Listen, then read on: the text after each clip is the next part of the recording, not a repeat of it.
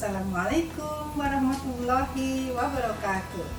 Selamat siang, salam sejahtera bagi kita semua. Salam kenal.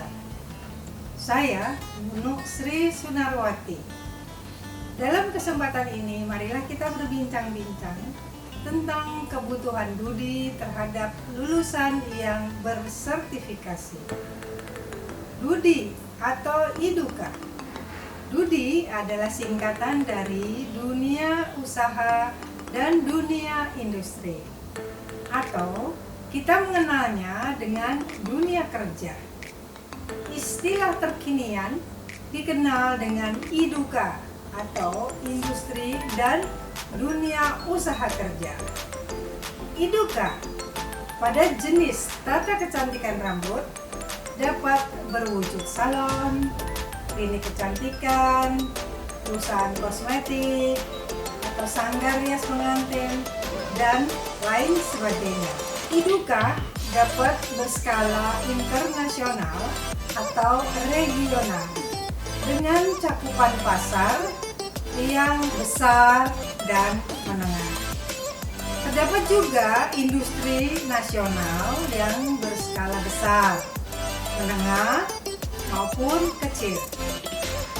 IDUKA dapat dipastikan membutuhkan banyak SDM atau sumber daya manusia yang profesional, yang berdaya saing tinggi dan berkualitas.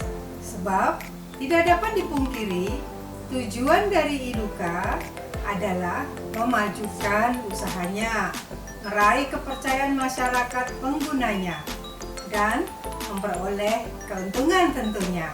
Salah satu persyaratan penting menjadi SDM berkualitas dalam bidang tata kecantikan rambut adalah mereka yang telah mengikuti kursus dan pelatihan yang intensif, serta mutlak lulus pada uji kompetensi dengan memegang sertifikat kompetensi. Sertifikat kompetensi yang dikeluarkan oleh LSK atau Lembaga Sertifikasi Kompetensi sesuai dengan bidangnya. Tuntutan IDUKA sesuai dengan tingkat level KKNI. KKNI adalah Kerangka Kualifikasi Nasional Indonesia yang sudah direkognisi atau disepakati oleh IDUKA. Lulusan yang bersertifikat dibagi menjadi 3 tingkatan. Yang pertama, tingkatan operator, yaitu lulusan yang memegang sertifikasi kompetensi KKNI level 1, 2, dan 3. Kemudian, tingkatan teknisi, yaitu lulusan yang memegang sertifikasi kompetensi KKNI level 4, 5, dan 6. Dan yang terakhir adalah tingkatan ahli, yaitu lulusan yang memegang sertifikat KKNI kompetensi level 7, 8, dan 9. Dengan demikian, kebutuhan IDUKA dapat dipenuhi sesuai tingkatan kompetensinya. Sedangkan untuk seberapa besar dan seberapa banyak kebutuhan IDUKA terhadap peserta didik yang bersertifikasi tentu disesuaikan dengan kebutuhan dari industri yang bersangkutan. Namun, di alam nyata sekarang ini tidak link and match antara pemberi kerja dan pencari kerja, di mana lulusan lembaga kursus dan pelatihan atau LKP tidak mudah mendapatkan kesempatan kerja di industri. Biasanya mereka merasa dirinya kurang percaya diri, sehingga IDUKA pun merasa kesulitan untuk mendapatkan tenaga kerja yang memang sebetulnya mereka butuhkan. Nah, ada instruktur kompetensi. LKP atau Lembaga Kursus dan Pelatihan mau tidak mau harus dapat memenuhi kebutuhan IDUKA ini, yaitu dengan salah satunya memperhatikan kompetensi dan kualitas instrukturnya serta mengembangkan kurikulum sesuai dengan perkembangan pasar yang dibutuhkan oleh IDUKA. Instruktur kompetens adalah yang mutlak, yang bersertifikat instruktur tentunya. Mereka harus mampu menerapkan hasil kerjanya yang berupa karya, pengetahuan, keterampilan, perilaku, dan berkarakter yang dapat memotivasi dan menggali bakat peserta didiknya. Tidak mudah memang bahwa instruktur harus berkarakter kuat serta berdedikasi pada bidang yang menjadi tanggung jawabnya. Juga berdedikasi kepada lembaga tempat dia berkarya. Nah, instruktur harus memahami secara teknis mengenai rubrik penilaian yang nantinya dapat memberikan pengajaran secara optimal dan terukur.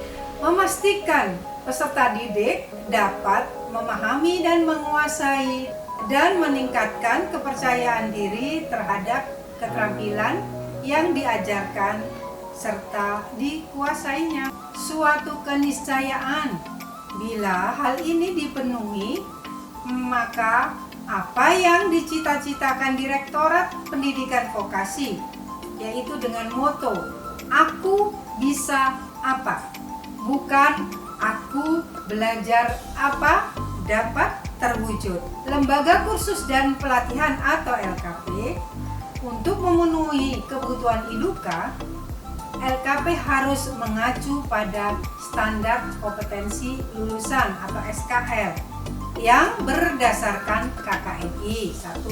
Kemudian harus mengacu pada rubrik penilaian. Pengertian SKL berdasarkan KKNI meliputi 1. Pencapaian pembelajaran. Kemudian deskripsi umum KKNI itu sendiri yang diatur di dalam Peraturan Presiden Nomor 8 Tahun 2012. Selanjutnya, deskripsi kualifikasi KKNI itu sendiri dan deskripsi capaian pembelajaran khusus. Kemudian, kurikulum dan rekognisi pembelajaran lampau atau RPL. Nah, SKL dan kurikulum kursus tata kecantikan rambut berbasis KKNI mencakup kualitas peserta. Nah, kualitas peserta ini dibagi menjadi 3, yaitu level 2 yang disebut junior stylist.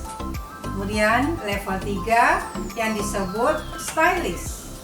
Dan level 4 yang disebut senior stylist. Nah, itu sudah mencakup pada jenjang KKNI. Kemudian mencakup durasi kursus, metode kursus, dan uji kompetensi.